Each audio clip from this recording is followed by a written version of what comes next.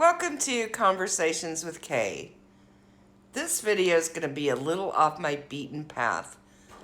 My husband had a liver transplant 4 years ago, and I get asked so much about this all the time. I'm kind of known locally where it got around that I kind of knew how to work the ropes to get a liver transplant through. How's that to be known for that? So I get so many questions in my area, and I thought this might help somebody out there that maybe is going through the same thing. So I am not a medical professional. You should always ask your doctors. This is just my experience. Again, I am not a medical professional. Just a woman with a lot of common sense. That's all. So anyway, we're going to talk about my husband's liver transplant 4 years ago, what led to it, and the weird rare syndromes that he had. The first one I want to talk about a little bit is hemochromatosis. This is also called iron overload, high iron, etc. Sadly, this is one of the most misdiagnosed diseases in the United States. It's horrifying to me that this is not tested for. In my opinion, and if you go to hemochromatosis.org, everybody should be tested for this. That's how widespread it is. It's genetic, it's inherited, it runs in so many families and they don't know it. It ran in my husband's family and nobody knew it till my husband finally got diagnosed.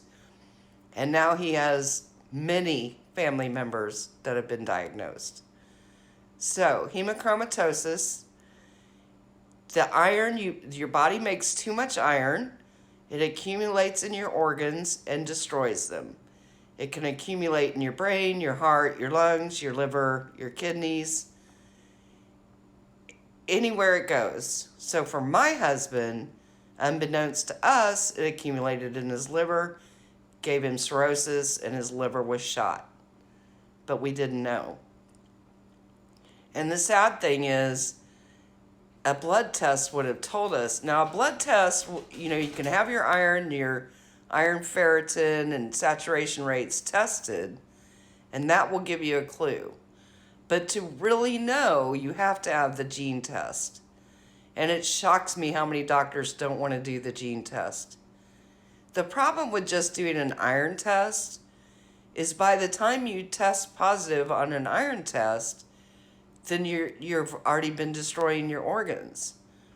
It's better to be tested sooner rather than later and avoid the whole thing, right? The cure, I don't know if you want to call it a cure, but the cure is you go, depending on how high your iron is, you go and they take blood out once a month, sometimes twice a month if yours is really high, and they throw that blood away. Now, I've been told that blood cannot be donated. It's bad blood. Because, nobody else wants high iron blood either. So, that's the simple fix. And if we had known, that's what my husband would have been doing, but we never knew. So, this is what happened. He had been seeing a primary doctor, and for 2 years, I told this doctor something was wrong. For 2 years, I begged him. I kept saying, something's wrong. He's not breathing right. He can't even walk from the car to the door without gasping for air. Something's wrong. His primary doctor kept saying, well, he's overweight and he smokes, so he just needs to lose some weight and quit smoking. And I kept saying, no, this is different. This isn't like that. Now, I've been with my husband 36 years, so I know when something's wrong. Now, I need to backtrack a little bit and also say, he was diagnosed in his 40s with very severe rheumatoid arthritis, and it has a lot of the same symptoms as hemochromatosis. So keep that in mind too, because some of the signs of hemochromatosis are joint pain. You can look at the website I gave for all the symptoms, but a big one is joint pain. But we wouldn't have known because he had rheumatoid arthritis. Another big sign that we missed was having a face that looks sunburned even when you haven't been in the sun. Which again, none of the doctors questioned. A nurse questioned it once and asked him if he was a drinker, which really pissed me off because he was never a drinker. But nobody ever thought to look further than that about his red face. So, fast forward. By this time, my husband's getting really bad. His fingers are starting to turn blue. They're getting clubbed. Finally, I get his primary doctor to give him a referral to a lung specialist, and we have to wait months to get in because this is supposed to be the top lung specialist in the area. Even though I beg and plead, I can't, it takes months to get him in there. Finally get him in there, and they say they can't find anything that wrong. They did, MRI or whatever of his lungs, and first they said it was interstitial lung disease, and then they said no, maybe it wasn't, and they were so wishy-washy, and they just weren't going to do anything. And I was like, hello, my husband can't breathe. So at that time, they did put him on an oxygen tank, but it didn't help. Now, it did make him feel a little better at home, but it wasn't really helping him breathe. It just kind of makes you feel better, and they gave him inhalers, and those didn't do anything. So by this time, I'm just kind of freaking out, and I'm looking for a lung specialist locally because I was like, we have to get a second opinion because somebody is missing something. So we finally get in with a local lung specialist, and I tell him what we've been through, and I tell him where we went, and he looks me straight in the face and says, I am going to find out what's wrong with your husband, I promise you. I don't care what we have to do or how many tests we have to run, I'm going to figure it out. So by the second appointment, this doctor, thank you, Jesus, for sending him to us, finally figured it out. And it was so odd because he did the 5-minute walk test with him, and then he had him go in the exam room and lay down and took his oxygen rate laying down, and then had him take it sitting up. He was the one that finally figured out that his liver was no good and that he had hepatopulmonary syndrome. So, there's a whole thing with hepatopulmonary syndrome that this weird thing where your oxygen versus when you're laying down and sitting up. I'm not going to go into all of it because I'm not a doctor. So he looks at us and immediately says, your husband's liver is no good. He needs a transplant. We need to schedule him right away with a liver doctor. And my head is just spinning. My poor husband's sitting there with his mouth on the floor. We're going, what? What are you talking about his liver? How did his liver just suddenly go bad? What is going on? What are you talking about a transplant? And this poor doctor knew he was closer to death's door than we realized. So he's just like, you're going to have to get with a liver doctor. He'll explain it to you. We got to get this right away or you're going to lose your husband. So we leave there just shocked. I mean, you just don't even know. Just imagine just going to a doctor's office because you can't breathe and then telling you your liver's no good. It was we just couldn't believe it. So, it was after that he got diagnosed with the hemochromatosis and things started snowballing. They're pretty sure that's why his liver went bad. We're pretty sure that's why his dad died. Because his dad died of cirrhosis of the liver but was never a drinker. But back then, nobody put 2 and 2 together, and I remember the hospital insisting he was a drinker and that the family just wouldn't admit it. And everybody kept saying he was never a drinker, and they're like, yeah, well, he died of cirrhosis of the liver. So thank God we found it, but it was quite the shock. So now the battle was to get him approved for a liver transplant. So we didn't know that you have to go, your doctor, your liver doctor, has to go in front of a transplant board, and they meet once a week to approve or not approve people to get on the transplant list. And he was afraid and told us honestly they may not approve him because hepatopulmonary syndrome is pretty rare. OSU hadn't done a lot of them, and they had not had good outcomes back when they did do them. Because I guess they had stopped doing liver transplants for a few years and were just getting going on them again. And he said, I'm going to have to go before the board and really beg them to take your husband on. And here's the thing is, the reason why is they want to keep their percentages up. They don't want to take anybody that might bring their percentages down. And that's just the truth. They want to have those good averages. So his doctor had to go before the board not once but twice and beg them to take my husband and put him on the transplant list. Thankfully, he got on the transplant list. Then we had to go ahead with the treatments and start taking out the extra blood to get his high iron down. But the problem with that was by then he was so bad that every time they took his blood, it made him very sick. But I think it's because there was so much going on in his poor body, it just couldn't take it. So he only got the blood taken out a couple times and they had to stop.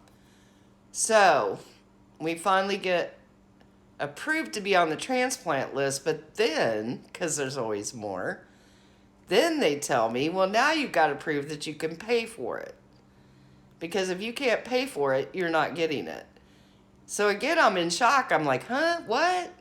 I was like, but he has Medicare.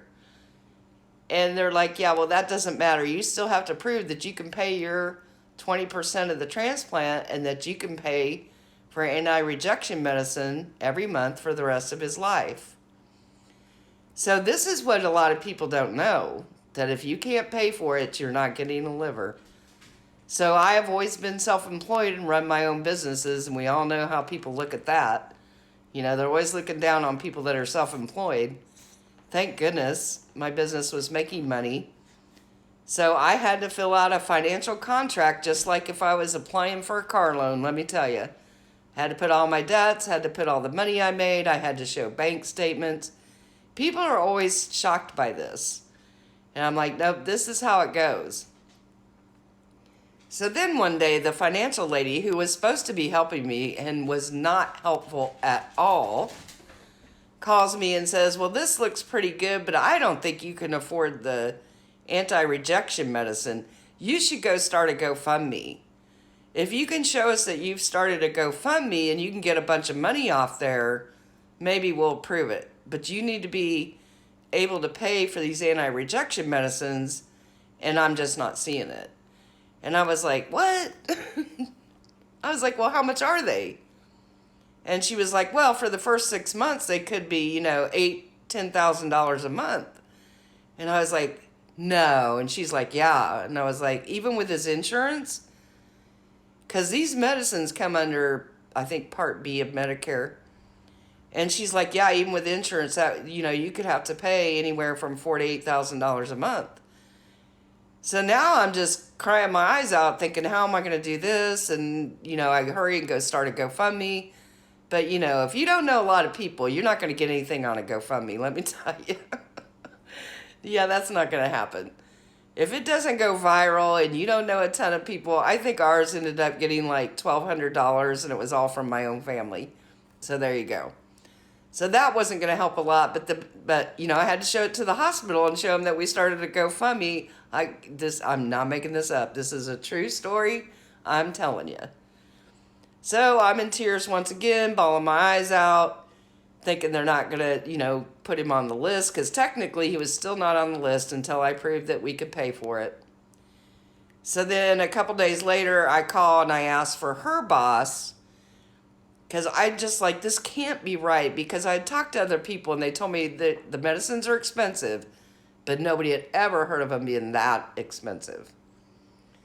So I get her boss on the phone, and sure enough, she had greatly exaggerated how much the medicines were, which I told them I did not appreciate, that I had just gone through 48 hours bawling my eyes out and thinking my husband's going to die because she lied about how much the medicine was. So then they gave me another estimate, which was still really high. Let me tell you, those medicines have never cost what they said they would, ever. Not even the first 6 months. And they will be higher the first 6 months. because that's when they're figuring out their levels, and then it keeps going down from there. I think the most we ever paid out of pocket the first 6 months was probably 600, 700 a month, which is still nothing to sneeze at. But that's a far cry from 4 to 8,000, right? I mean, I just thought it was horrible what they put me through. So this is what I tell people. Don't ever go above their heads. If they give you ridiculous amounts like they did to me, always ask for the next person up. You don't take their word for it. I mean, this lady was working in transplant financial office. This was her whole job. Yet she gave me these hugely inflated numbers. Absolutely ridiculous. Another thing I want people to know that I have since found out from helping other people. If you can't show that yourself financially can afford your 20% after what your insurance pays, you can get a cosigner. Just like a car loan, if you can get a family member to cosign your transplant and they've got good credit, you can get it that way. Sadly, the person I was helping, her son would not cosign, which broke my heart. She has now passed away because she could not get her liver transplant. But hopefully other people have better family members that would cosign a transplant. I will say I just paid off my husband's transplant about 2 months ago. And I had a party and a celebration, let me tell you. It took me 4 years to pay it off. And I was making double payments and stuff, so I was lucky that I was able to do that. But yeah, you work out a payment arrangement just like if you were buying a car or anything else. The only good thing is they did not charge me interest as long as you make the payments every month. I do believe if you miss a payment, you do pay interest or a penalty or something. The funny thing to me is the people I tell this story to are just shocked. They just don't realize. I mean, everybody knows healthcare in this country is not good, but very few realize just how bad it is, and that if you don't have the money, you're not going to get a life-saving transplant. So many people do not understand this. So that's our story. Honestly, he quickly once he got on the list, we were shocked how fast he got a liver. Sadly, the reason he got one so quickly is because of the drug epidemic in Ohio, which breaks my heart. So he got one very quickly. We were in shock because we were told we would be waiting for 6 to 8 to 9 months, maybe a year. Well, we knew he wasn't going to make it a year. We knew he wasn't even going to make it 6 months. By now, his lips are turning blue. He cannot breathe. It was heartbreaking. So I think he was only on there like 6 weeks, and we got the call for the transplant, which we were just so happy and so blessed. And to make a long story short, it worked. It cured his hepatopulmonary syndrome. He was able to breathe again. OSU was shocked how fast his breath came back. Within hours of the operation, he was already being able to breathe. I mean, they were just shocked how fast he rebounded. Within a week, he didn't need oxygen anymore. It went great for him. Now, they did tell us about a year later, they took another hepatopulmonary syndrome patient, and last I heard, he was not doing well at all, and they were really disappointed that he didn't recover like my husband did. I don't know what the difference was, but I'm very thankful that my husband recovered. But so, at the end of the day, you've got to be your own best advocate with these hospitals, doctors, whatever it is. Don't take no for an answer. Keep going. It's a long road. It's a very long road. But I tell you what, it gets so much easier once the transplant is done and you get the medicines figured out and you get to live your life again. Hubby's doing great ever since he has not had any issues. Thank goodness. So I hope this video helps other people. I hope it opens some people's eyes about our healthcare in the United States. And I hope and pray that if anybody's watching this and your family member needs a transplant, that you're able to get it through. Don't ever take their numbers at face value. They're probably going to inflate them just to scare you. So keep going. And I hope this video helps somebody, and I hope you all have a wonderful day.